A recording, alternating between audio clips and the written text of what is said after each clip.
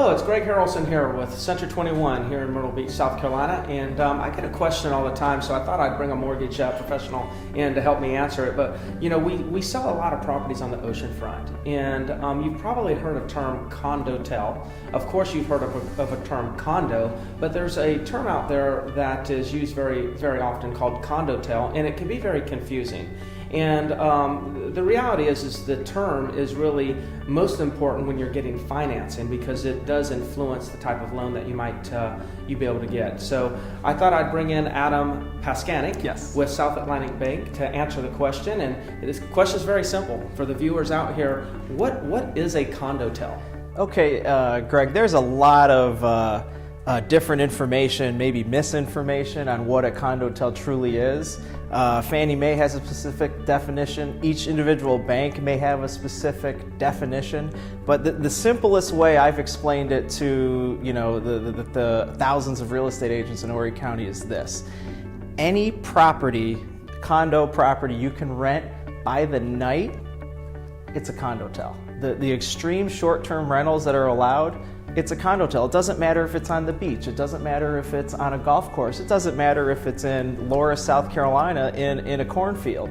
If I can book a room by the night, it's a condotel, and the property and the loan is ineligible to be financed by Fannie Mae, Freddie Mac, which are the great 30-year fixed cheap interest rates. Okay.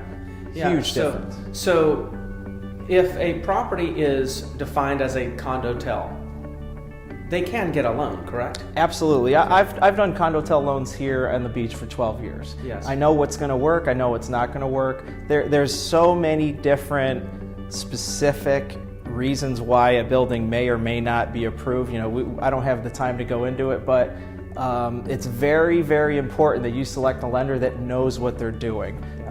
A big problem we've seen in Horry County, and especially Myrtle Beach and areas, is you'll have folks coming into town buying a second home and wanting to use their local bank in another state. Mm-hmm. Most everyone thinks that they're all just regular condos. They'll pay for an application and appraisal fee. They get through underwriting, and then the loan's denied. So you're out 30 days. You're out maybe $500-600. Specifically with condotel loans, it's very, very strongly recommended to use a local lender, because we know what will and will not work. Yes. It's very important. It'll save you a lot of money. Absolutely. So there you go, folks.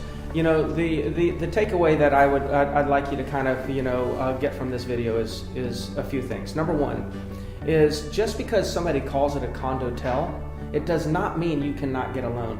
And I've had a lot of people come up and purchase properties, or at least look at properties, and they don't make an offer because they know it's a condotel, and the only reason that they wouldn't make the offer is because they didn't think they can get financing. And then when I've explained the situation, taken them to someone like Adam, they were able to get the loan and close the transaction, and now they get to enjoy the property. The second thing that I want to recommend is that you really pay attention to who you're dealing with when it comes to your lender.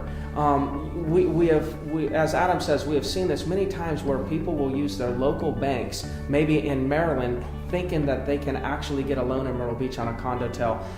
Maybe there's some times where it does happen, but I would say probably 95% of the time those transactions never go through. And it has nothing to do with the local bank not being a great bank or a great lending institution. It's just them not being familiar with local properties, especially those that are deemed condotel. So if there's anything that Adam can do with South Atlantic Bank, or myself with Center 21, the Harrelson Group, please let us know. We're here to serve you.